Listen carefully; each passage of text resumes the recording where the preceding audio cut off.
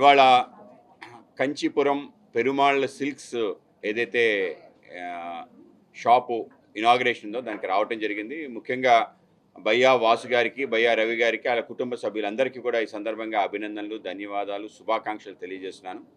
ఏదైతే శుభమస్తు అనే ఒక సిరీస్‌లో సుమారు రాష్ట్ర వ్యాప్తంగా అనేక రకాల షాపులు, బ్రాంచులు నెల్లూరు నుంచి ప్రారంభమైన ఆ యొక్క ప్రవాహం అన్ని చోట్ల కూడా విస్తరించింది. ఇవాళ ఒక కొత్త రూపంలో కంచీపురం సిల్క్స్ పేరు మీదట పెరుమాళ్ సిల్క్స్ పేరు మీద విజయవాడ రావటం ఏదైతుందో ఇది శుభ పరిణామంగా భావిస్తున్నాను. ముఖ్యంగా ఎవరైతే మన్నికైన, నాణ్యమైన, అలాగే నిజాయితీ కలిగిన చీరలు, కంచి పట్టు చీరలు కొనుక్కోవాలనుకుంటారో వాళ్ళు తప్పనిసరిగా ఈ యొక్క పెరుమాళ్ కంచీపురం సిల్క్ హౌస్‌కి రావడం, అక్కడ సరసమైన ధరకే నాణ్యమైన కంచి పట్టు చీరలు లభ్యమయ్యే విధంగా వాళ్ళు చేయటం జరిగింది. వాళ్ళ యొక్క వ్యాపార సరళి కూడా ఆ విధంగా ఉంటుంది. ఆ విధంగా వాళ్ళకి ఉన్న పేరు ఏదైతుందో మరింతగా వ్యాపించాలని, ముఖ్యంగా ఈ కృష్ణమ్మ నది తీరాన ఈ యొక్క షాప్ కూడా దేదీప్యమానంగా ముందుకు వెళ్ళాలని చెప్పి, అలాగే 3 పువ్వులు 6 కాయలతో పాటు అనేక రకాల కనక వర్షం కూడా వాళ్ళకి కురవాలని చెప్పి, ఆ విధంగా ఈ యొక్క షాప్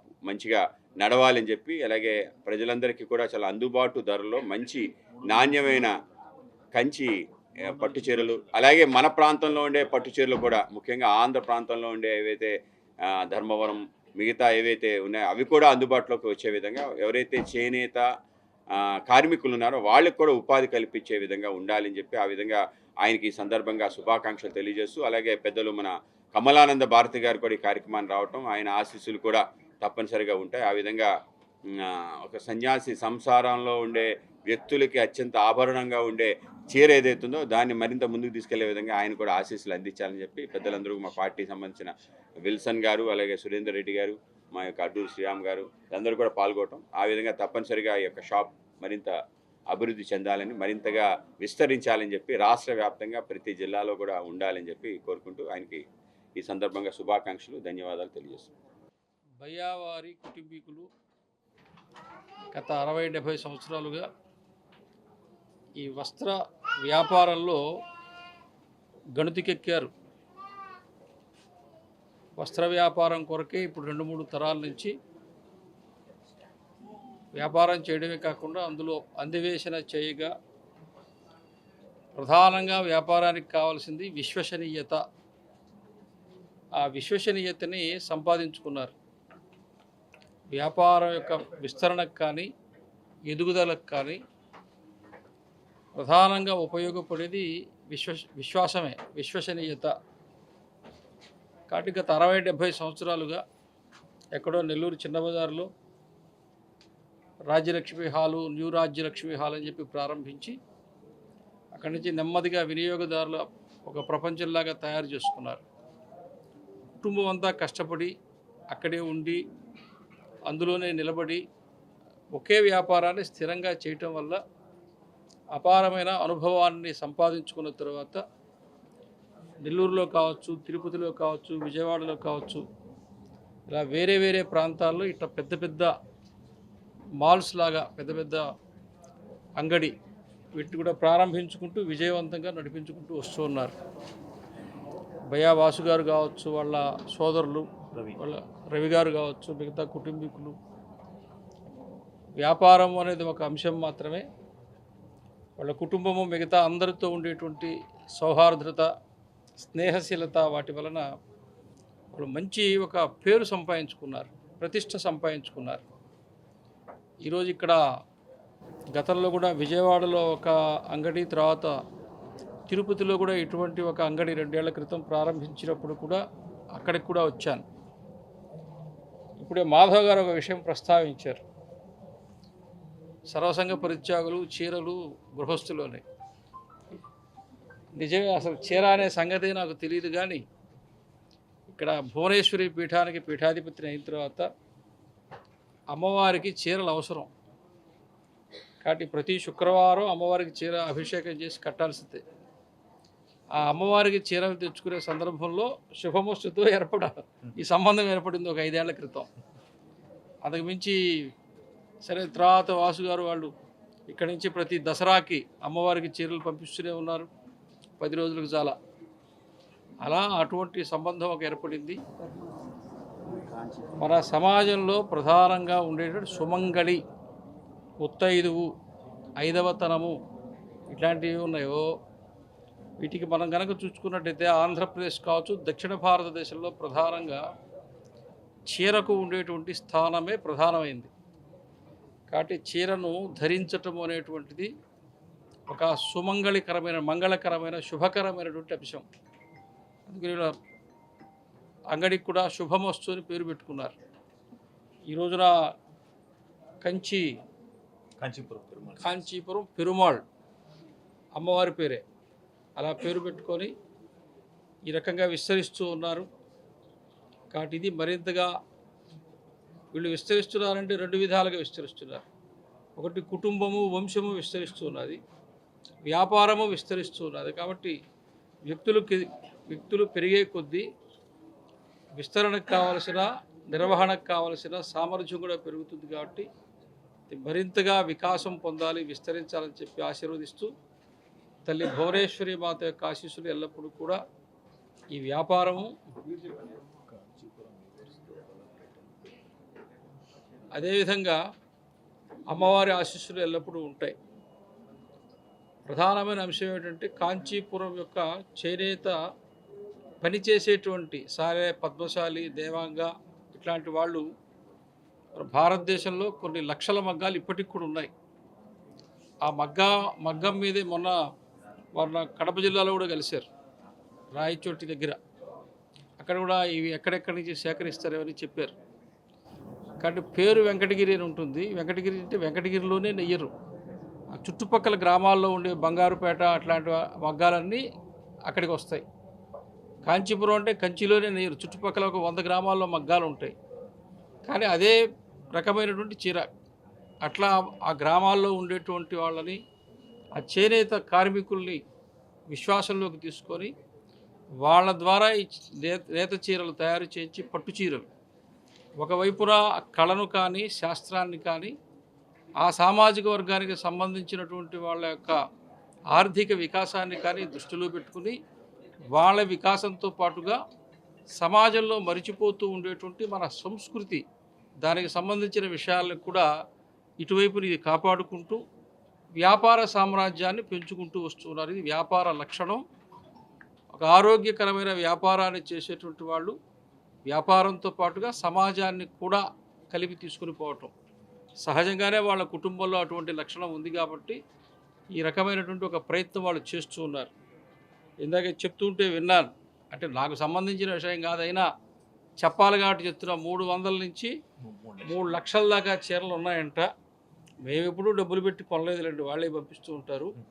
కానీ సందర్భం కాబట్టి, అంటే అంత విలువైన నేత చీర నేసేది ఆ మగ్గం మీదే, 300 రూపాయల చీర నేసేది కూడా ఆ మగ్గం మీదే.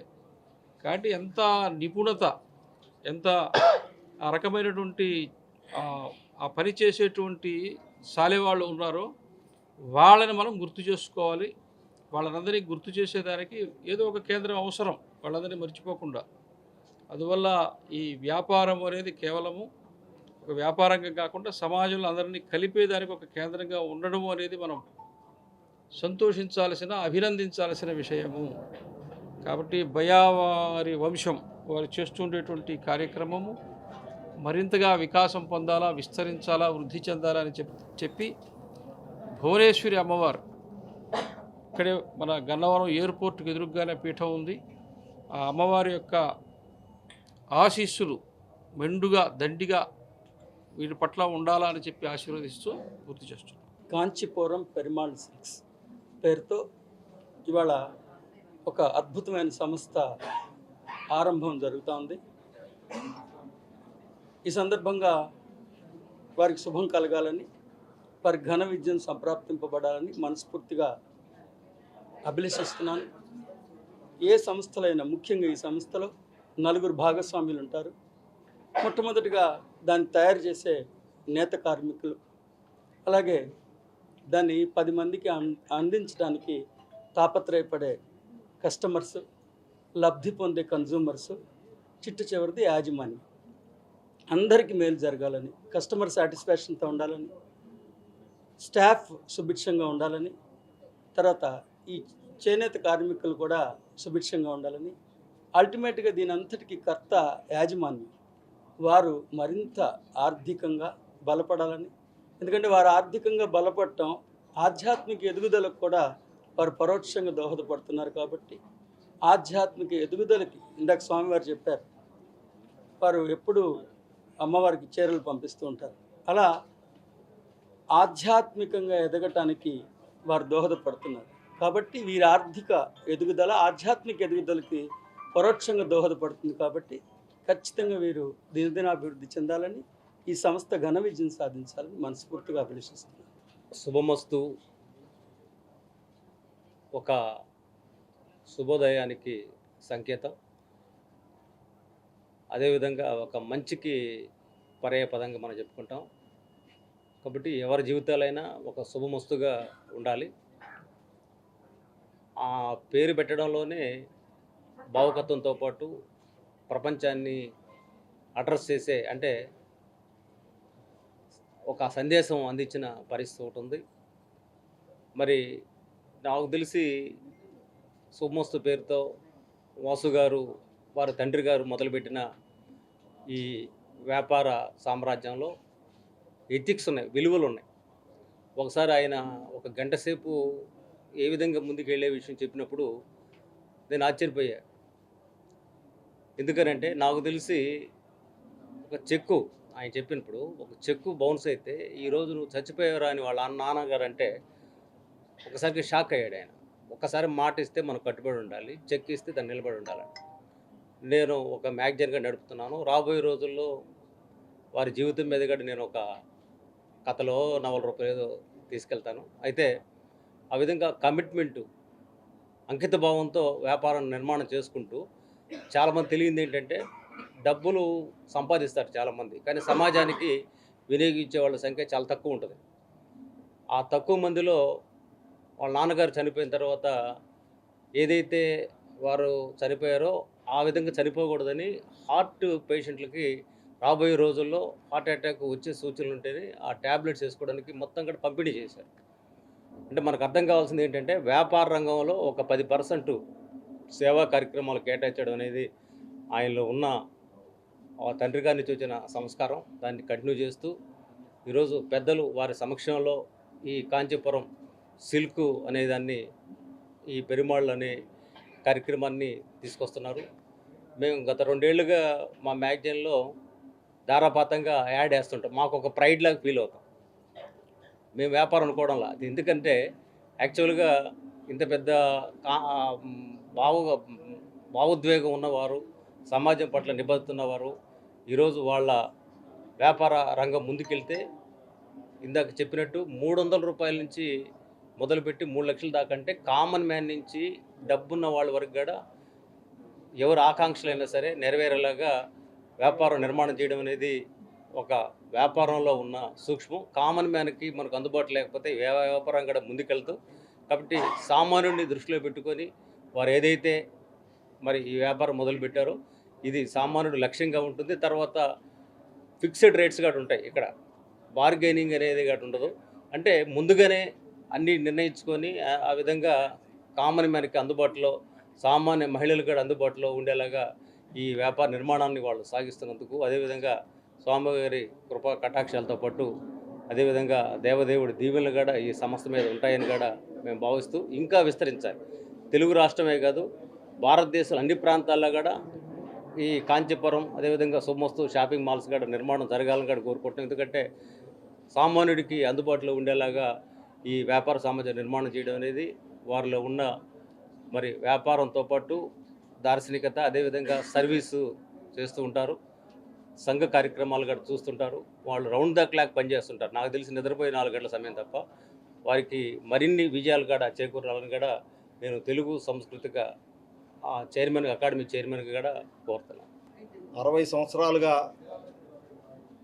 వస్త్ర వ్యాపారంలో ప్రావీణ్యం చెందినటువంటి కుటుంబం నుంచి వచ్చిన భయ్యా సోదరులు ఇరువురు కూడా, భయ్యా వాసు గారు, భయ్యా రవి గారు, విద్యార్థి దశ నుంచి కూడా ఈ వస్త్ర వ్యాపారంలో వారి తండ్రి దగ్గర నుంచి మెలకువలన్నీ కూడా నేర్చుకొని వారి విద్యాభ్యాసం పూర్తయిన వెంటనే వారి వ్యాపారంలో వారు కూడా ఒక లక్ష్యంగా పెట్టుకొని ఈరోజు వారి ప్రయాణం నెల్లూరు నుంచి ప్రారంభమై ఈ రాష్ట్రం అంతా అన్ని ప్రాంతాలు విస్తరించి పెన్నమ్మ, కృష్ణమ్మ, గోదావరమ్మ 3 పరివార ప్రాంతాల్లో కూడా విస్తరించి వారి వ్యాపార సామ్రాజ్యాన్ని శుభమస్తుతో పాటు వారి మొదటి సంస్థ అయినటువంటి Rajyalakshmi silk, new Rajyalakshmi silk, శుభమస్తు ఈరోజు కాంచీపురం పెరుమాళ్ళ సిల్క్స్ పేరుతో ఈ